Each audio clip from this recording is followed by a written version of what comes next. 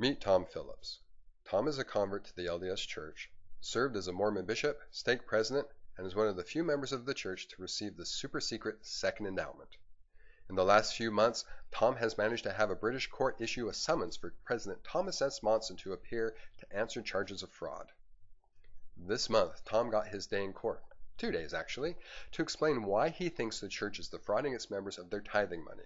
While President Monson did not attend, he was represented by a team of lawyers who defended him and the church. While many people asked me to do a video on the surprising turn of events, I wanted to wait to see what happened before I did. It turns out that the judge dismissed the summons, calling it an attack on the church's religious beliefs, that the charges were inherently flawed, and called it an abuse of the court system.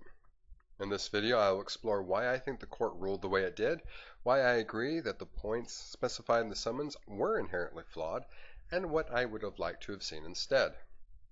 Tom listed 7 points in the summons as to how the church was defrauding its members and potential converts. The first was, the Book of Abraham is a literal translation of the Egyptian papyri by Joseph Smith. Now right off the bat, I don't like the wording, because this is exactly what it is. Joseph Smith tried to translate these ancient papyri. It turns out Joseph's translation was wrong, but it was his translation of these documents. I think that Tom's case for fraud here is that the church has known since the early 20th century that the translation of the facsimiles was wrong. In 1966, a large portion of the missing Joseph Smith collection was found and translated. It turned out to be nothing more than common Egyptian funerary text. However, the church still teaches that it was written by Abraham himself, written by his own hand upon papyrus. The brethren know it is not what they purport it to be. While I think that this point is worded poorly, I agree that this is the demonstrable point of fraud on the church's part. The second point was, the Book of Mormon was translated from ancient gold plates by Joseph Smith, is the most correct book on earth, and is an ancient historical record. This is really 3 points in one, but I don't like the wording. The last point is pretty much the same as the first, and the second point is an opinion. So I don't really see why they were included.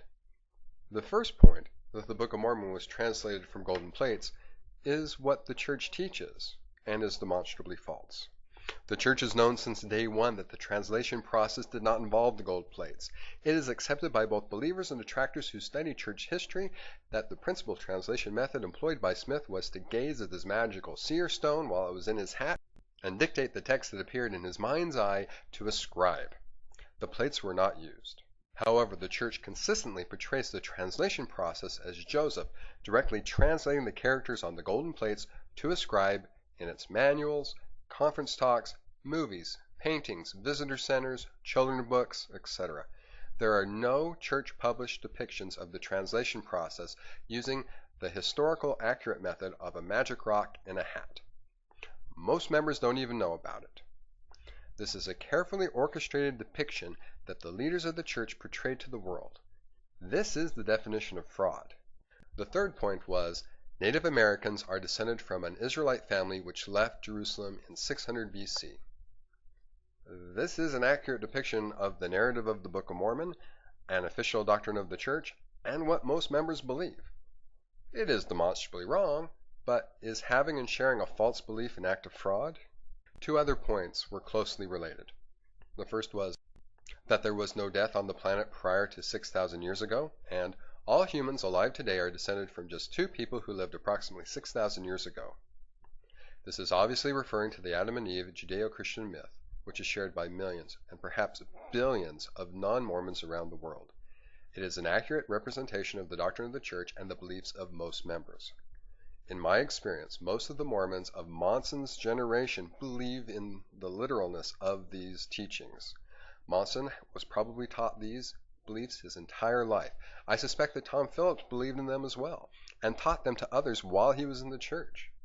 Was Tom committing an act of fraud when he did this? I don't think so. There is nothing to indicate that Monson does not believe these things, and I can't recall him ever really even teaching them. So while the belief does not square with what science has proven, I don't think that teaching this common biblical belief would be an act of fraud. The next point was, Joseph and his brother Hiram Smith were killed as martyrs in 1844 because they would not deny their testimony of the Book of Mormon. Now, I did a whole video series dissecting Elder Holland's 2009 General Conference talk where he made this point. As I pointed out there, the cold-blooded murder of Joseph and Hiram had nothing to do with the Book of Mormon. However, I am unaware that President Monson has ever made this claim, and I have never come across it in any of the lesson manuals. I think that Holland ought to be able to express his faulty opinion without Monson having to be charged of fraud because of it. The last point was, the Illinois newspaper called the Nauvoo Expositor had to be destroyed because it printed lies about Joseph Smith. I heard this same excuse growing up in the church. While it is true that this newspaper was destroyed under orders from Joseph Smith, I have never heard Monson say this, and it's not exactly what the church officially teaches either. While the church refers to the newspaper as slandering Joseph, it also teaches that the content of the paper was going to inflame tensions between the Mormons and the mob. The destruction of the printing press and all extant copies of the newspaper was an attempt to prevent the agitation that would lead to more violence and more deaths. No one knows what would have happened if the paper had been allowed to continue to expose Joseph Smith, so it's impossible to know if this apologetic reasoning is true or not. However, I find it ironic that by ordering the destruction of the printing press, Joseph inflamed tensions much further than anything printed in that newspaper could have possibly done. It was this act that directly led to his arrest and murder. It was the worst move he could have made and was a horrible political miscalculation on the part of a man who was running to become President of the United States. So, of the 7 points Tom brought up in the summons, only 2 of them really dealt with any kind of fraudulent act on part of the church. The other 5 are attacks of genuine beliefs of the church and its members. Just because those beliefs might be wrong, it doesn't mean that those who believe and teach them are committing a fraud. If Tom had just stuck to those first 2 points, or better yet, just had a tightly focused attack on the calculated misrepresentation of the translation method of the Book of Mormon, I think he would have had a much better chance of this moving forward. Tom has stated that he will keep trying to make this happen, and we will see if he can get anywhere, but I suspect that he has had his day in court, and he failed to make his case.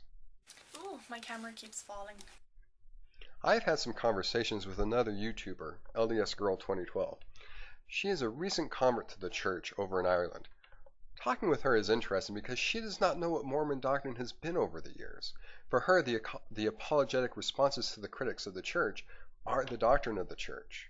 She has a video where she told the time where a sister missionary that she talked to did not know about some of the more difficult aspects of church history, and of an elder who didn't know about the seer stone and the hat story. I recently had a conversation with a missionary, and she was saying how she was only out on her mission a couple weeks, and she visited a less active member's house, and the less active member was explaining that they had become less active because they had come across all this anti-Mormon information online, and it really rocked her.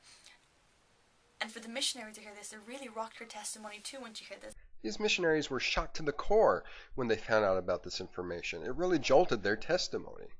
She talked about how these troubling portions of church history should be embraced, not hidden. They should be owned and not excused away. We really have ourselves to blame because these things should never have been used as weapons. These things are part of our church history. And because in the past we have failed to embrace it, we have run away. Don't mention seer stones. You know, it's kind of left a window open for critics of the church. We have no one to blame but ourselves, because if we hadn't have run away from these things, if we hadn't have put up a mask of denial, if you like, I don't know, these things would not be able to be used against us. They would just be a normal part of church history. I find that I agree with her. The church needs to stop misrepresenting what the doctrines really are and what the history really is. Until they do this, they will continue to shake their own members' testimonies, like these poor missionaries, to the core, and earn the disdain and perhaps legal actions of the good Mormon people that they are deceiving and defrauding.